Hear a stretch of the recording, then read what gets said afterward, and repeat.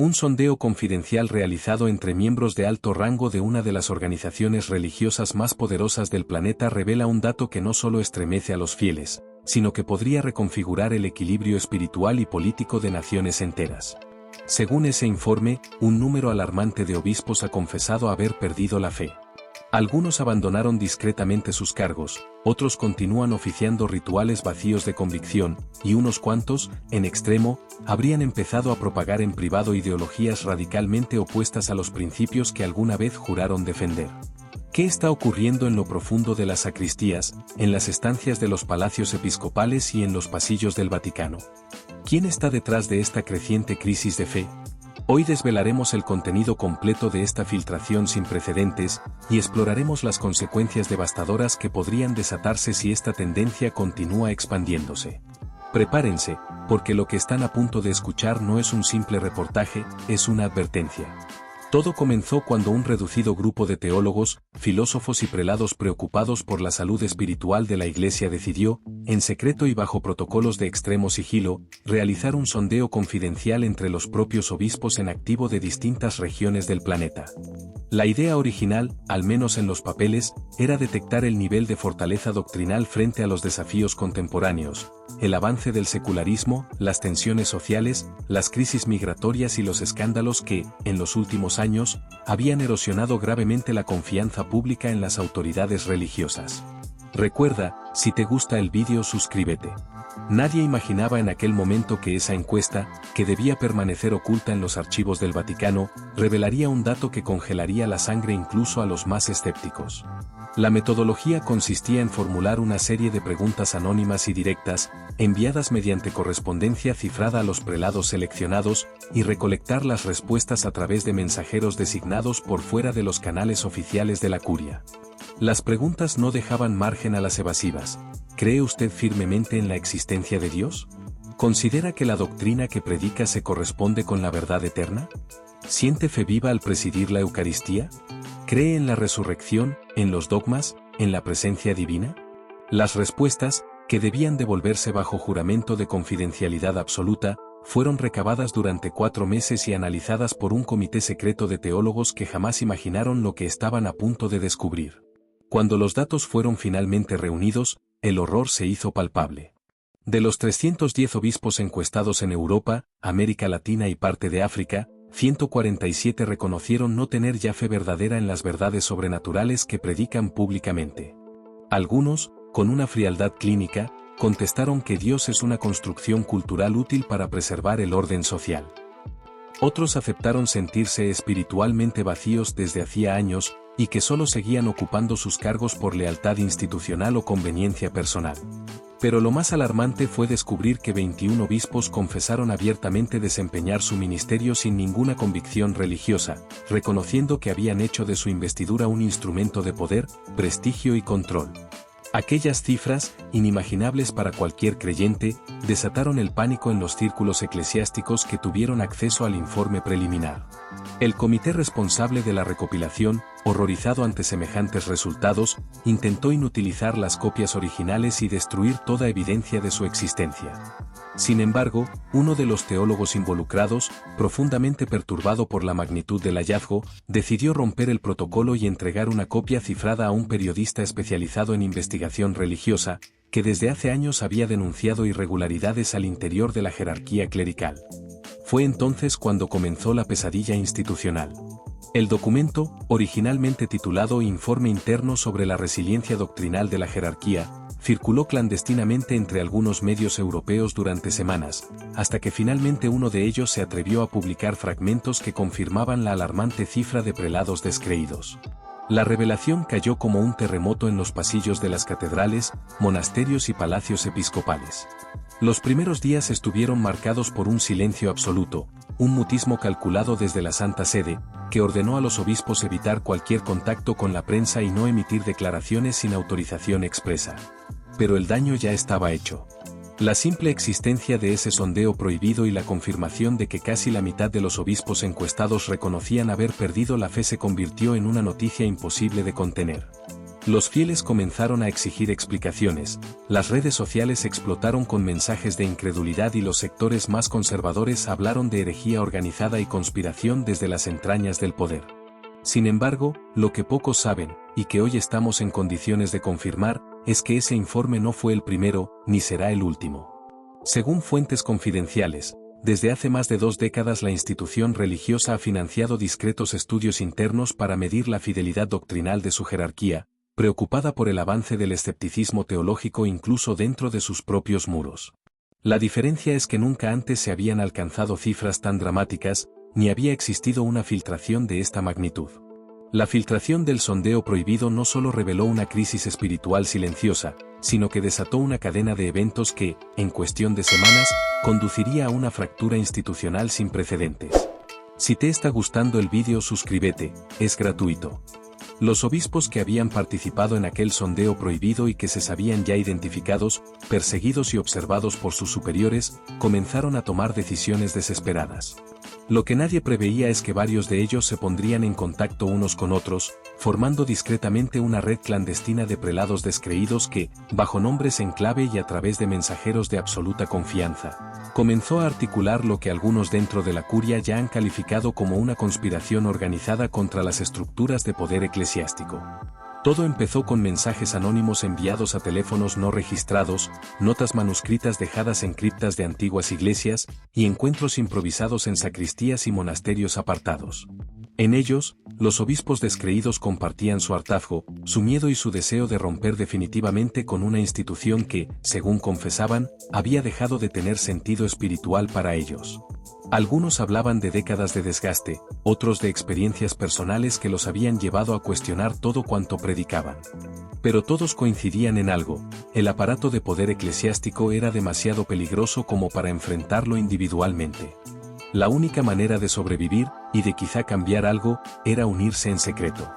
Así nació lo que internamente denominaron la conspiración del silencio, un grupo de prelados, teólogos y sacerdotes de alto rango que, aunque habían perdido la fe, seguían ocupando cargos estratégicos dentro de la iglesia y decidieron protegerse entre sí. Sus reuniones eran itinerantes, breves y sumamente discretas. Los informes internos filtrados a ciertos medios aseguran que en menos de 3 semanas lograron coordinar una red que abarcaba diócesis en Francia, España, Italia, Argentina, Colombia, México y Sudáfrica. La idea inicial era sencilla: evitar caer individualmente en la purga que ya había comenzado a ejecutarse desde Roma. Pero muy pronto, esa red dejó de ser defensiva y pasó a tener una agenda más ambiciosa. En toda conspiración, el silencio es tan frágil como la lealtad de quienes lo sostienen. Y en una institución acostumbrada a las intrigas palaciegas, las traiciones no tardan en llegar. Fue durante una madrugada húmeda en las afueras de Roma cuando todo comenzó a desmoronarse. Uno de los prelados que formaban parte de la red clandestina, acorralado por presiones familiares, amenazas veladas y el temor a represalias eternas, decidió romper el pacto de confidencialidad y entregó a emisarios de la curia el nombre de uno de los líderes de la conspiración del silencio. Su identidad se mantenía celosamente oculta, pero para la mañana siguiente, un documento clasificado circulaba entre las manos de los cardenales de línea dura. En él se señalaba con detalle que el obispo Gregorio Masanti, titular de una histórica diócesis en el norte de Italia y reconocido en su entorno por su serenidad y carisma, figuraba entre los cabecillas de los prelados descreídos. El golpe fue brutal. Nadie en los círculos vaticanos imaginaba que Masanti, un hombre que había pronunciado homilías memorables, conocido por su activismo social y su cercanía con el Papa, se encontraba en realidad al frente de un movimiento clandestino que cuestionaba los fundamentos mismos de la fe que predicaba. La noticia no tardó en filtrarse. Un canal informativo independiente, dirigido por antiguos seminaristas críticos del Vaticano, publicó la mañana siguiente un informe devastador: se confirma la existencia de prelados descreídos. Un obispo italiano, en activo, ha renunciado a su fe pero mantiene su cargo. Sin mencionar nombres, pero dejando pistas claras, el informe causó un sismo inmediato. La prensa internacional se abalanzó sobre la diócesis de Masanti, los feligreses exigieron su comparecencia y las autoridades eclesiásticas regionales entraron en pánico. En un desesperado intento por controlar el daño, el Vaticano emitió un comunicado de emergencia desmintiendo las acusaciones y calificando las versiones como fábulas contemporáneas destinadas a dañar la estabilidad espiritual de la Iglesia. pero era demasiado tarde. Los medios internacionales ya habían montado guardias en las puertas de las catedrales y comenzaron a recopilar testimonios de sacerdotes y empleados eclesiásticos que confirmaban lo impensable, que desde hacía meses, Masanti evitaba referirse a Dios en sus homilías, hablaba de ética humanista y mostraba incomodidad en las celebraciones eucarísticas. El escándalo se viralizó en cuestión de horas. En redes sociales, se filtró una antigua carta personal escrita por Masanti a un amigo teólogo, en la que confesaba haber dejado de creer hacía más de 10 años y continuar en su cargo por amor a la gente y por miedo a las represalias. Aquella frase se convirtió en tendencia mundial: he dejado de creer hace una década. Para la Iglesia Católica, fue una herida pública que no pudo ocultarse. En respuesta, el Vaticano ordenó su inmediato traslado a Roma bajo la figura de retiro espiritual forzoso. Sin embargo, para cuando los emisarios oficiales llegaron a su diócesis, Gregorio Masanti ya había desaparecido. Se presume que fue ayudado a huir por miembros de la propia conspiración del silencio, que lo habrían ocultado en un monasterio abandonado en el sur de Francia, desde donde estaría coordinando los próximos pasos de la rebelión eclesiástica. Pero su exposición pública no solo provocó la persecución acelerada de los demás miembros. La publicación del caso Masanti desató un efecto dominó que se expandió con violencia.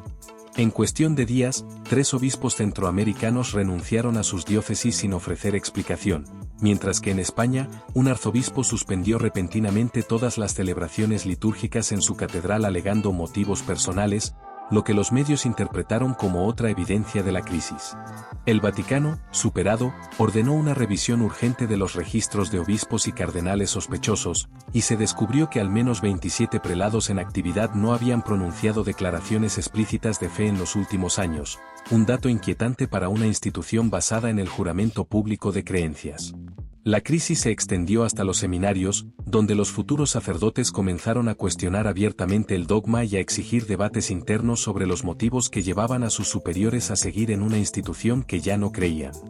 Algunos seminarios, bajo presión, suspendieron clases y actividades comunitarias para evitar fugas de información. La exposición de Masanti no solo fracturó la red clandestina de obispos descreídos, sino que dividió al interior de la propia curia. Cardenales moderados comenzaron a exigir una asamblea extraordinaria para abordar la crisis, mientras los sectores más radicales proponían excomulgar en masa a todo clérigo sospechoso y lanzar una campaña internacional para denunciar una supuesta conspiración mundial contra la Iglesia. Los gobiernos aliados del Vaticano, alarmados, enviaron emisarios diplomáticos solicitando información confidencial, temerosos de que los archivos secretos amenazados por la conspiración del silencio pudieran ver la luz. Algunos cancilleres advirtieron que, de filtrarse los documentos prometidos, las consecuencias serían geopolíticas, afectando acuerdos bilaterales, operaciones financieras millonarias y alianzas políticas históricas.